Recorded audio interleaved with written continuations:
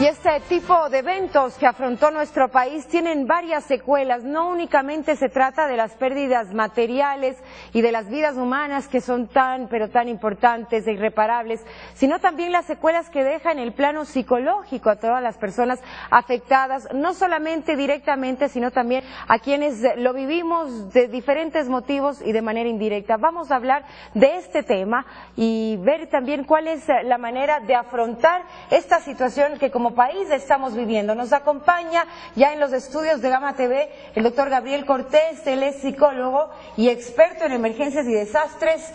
Doctor, buenas noches, le agradecemos su presencia. Hablábamos de los efectos que sin duda son varios y de varios tipos. ¿Cómo tratar de sobrellevar esta que es una pérdida tan grande en tantas diferentes magnitudes? Bueno, muchas gracias, buenas noches, y desde la Universidad de las Américas y desde mi persona un abrazo fraterno a todos los ecuatorianos y especialmente a las víctimas y damnificados que tenemos en la zona. Una cosa muy importante que vamos a tener de aquí en adelante son diferentes fases psicológicas que van a tener tiempos durables dependiendo del estado de ánimo de las personas. Unas van a tener tiempos más cortos, otros tiempos más grandes. Lo que viene ahora es un proceso psicológico y terapéutico que se llama la intervención en crisis.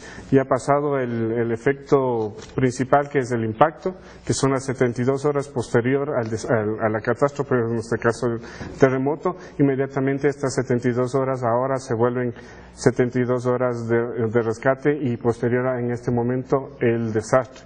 Dentro de esto muy importante es el shock, que viene con negación, que básicamente es incredulidad frente a los eventos, y es una manera también al mismo tiempo que es tal vez traumático, pero también es ayuda a la persona para que no se pueda psicológicamente la manera de protección, ¿no? Es una protección, exactamente. El shock y la negación es un proceso de protección en una este barrera, momento, más o menos. Pero hay que manejarle en el tiempo. ¿Cómo lograr sacar de la mente de los pequeños, de los niños sobre todo, que tal vez no lo captan o no lo entienden aún, que va a ser también un trabajo muy difícil? ¿Cuánto tiempo puede tomar esta recuperación y entender la realidad que se ha vivido? Bueno, en el caso de los niños es mucho más, no fácil, pero es mucho más manejable esta situación. La misma característica del juego tiene una posibilidad del manejo del proceso traumático en este momento. Es muy importante tener en cuenta que las emociones que se están variando aquí en este momento van desde las más básicas hasta las más positivas y otras hasta las negativas.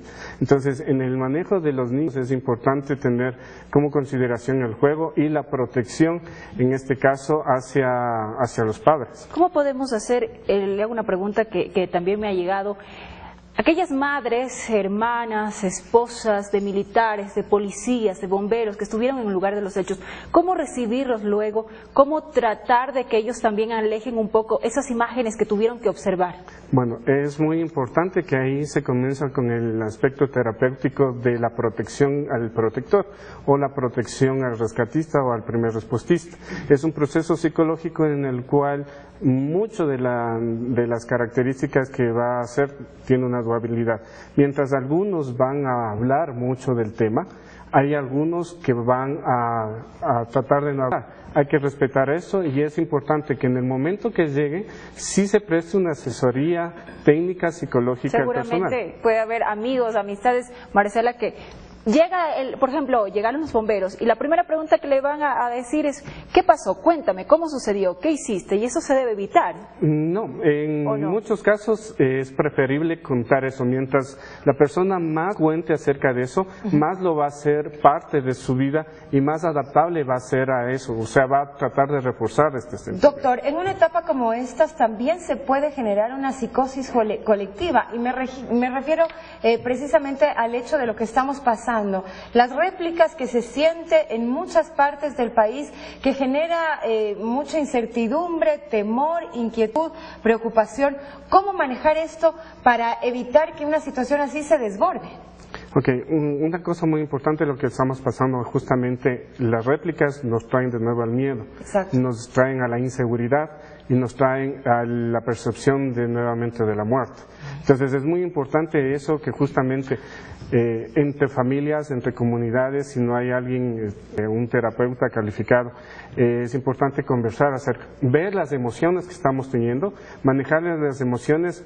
Primero tengo que ver cuál es mi emoción. Miedo, intranquilidad, tristeza, ¿cuál es mi miedo?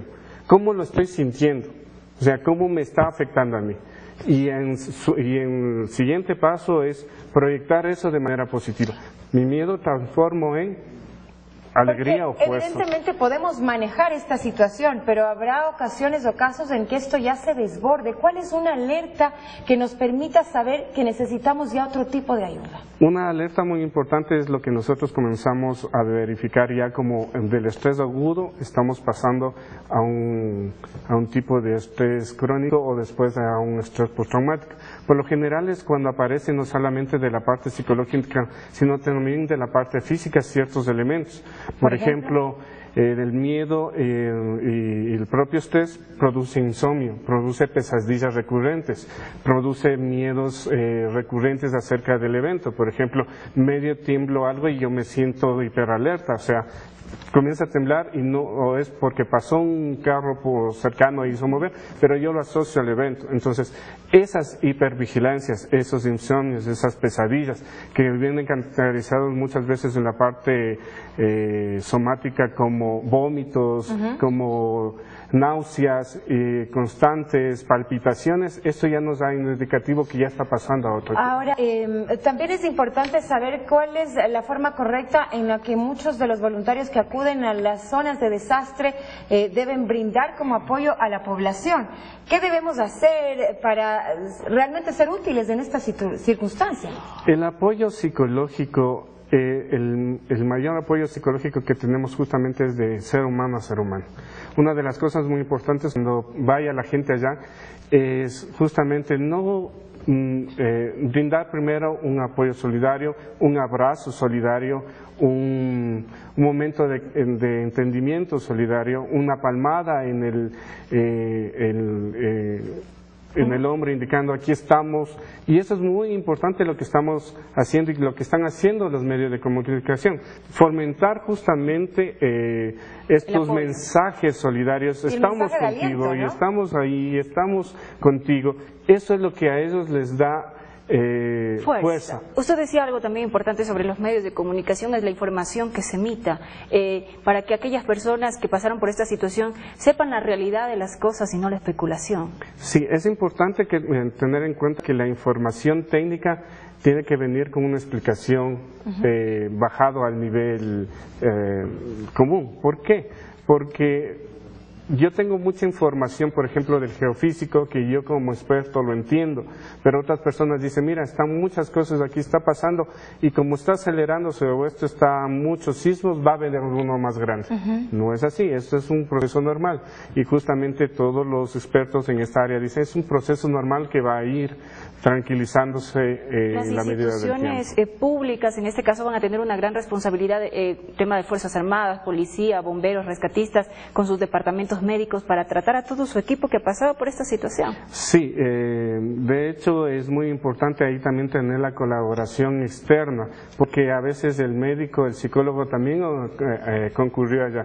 Entonces ahí nosotros desde la universidad, desde la UDLA, estamos ofreciendo nuestro apoyo a equipos de policías, bomberos, voluntarios, Fuerzas Armadas, y ese es uno de los ejes que nosotros tenemos ahora, la prestar ayuda. Finalmente, los mensajes de aliento también que se transmiten por diferentes medios, tanto de comunicación y demás, incluso en las donaciones hemos visto mensajitos que se les da a las personas afectadas. Supongo que esto también ayuda psicológicamente a motivarlos un poquito más, a hacerlos sentir que no están solos. Exactamente, eso es muy importante. Eso ayuda a que la persona tenga una adaptabilidad funcional. En este momento hay dos cosas cognitivamente que están afectadas. La solución de problemas, ¿sí? y la toma de decisiones. ¿Cuán positivo es el hecho de que muchas de estas personas van a tener que salir de este lugar porque se quedaron sin vivienda y demás? Psicológicamente, ¿eso cuánto les afecta o realmente mejor es incluso factible el hecho de que deban salir de ahí para que no estén todo el tiempo viendo algo que realmente es una situación muy extrema? Y permíteme incluir a esto, Marcela, también aquellas personas que han perdido extremidades. Eso les va a recordar toda la vida. ¿Cómo manejar todo esto? Dentro de la psicología hay muchas cosas. Uno va a tomar una decisión, justamente, en función de su miedo o en función de su vida prospectiva, ¿no? Muchos van a quedarse, especialmente personas que no tengan recursos para salir. Hay otros que ya han sido desplazados y están llegando a la zona. Ellos también necesitan un apoyo psicológico. Pero en este punto, ¿es mejor quedarse o alejarse un poco de esa realidad? Eso depende de la persona. Esa decisión depende mucho de la persona. No podemos definir porque eso va a tomar esa decisión. Y el tema de verse constantemente todos los días en una extremidad, porque eso va a ser un periodo, ¿no? Ahí vamos a tener algunos trastornos como el miembro fantasma, pero que también pueden ser con una contención psicológica apta, puede ser superado. Lo importante, son problemas que pueden ser tratados y que también dependen mucho de la ayuda que nosotros brindemos desde el lugar en donde estemos para precisamente hacer que esta situación sea más llevadera, no solamente para las víctimas, sino también para todos quienes directa o indirectamente hemos sufrido con esta tragedia en Ecuador. Doctor, gracias por estos consejos.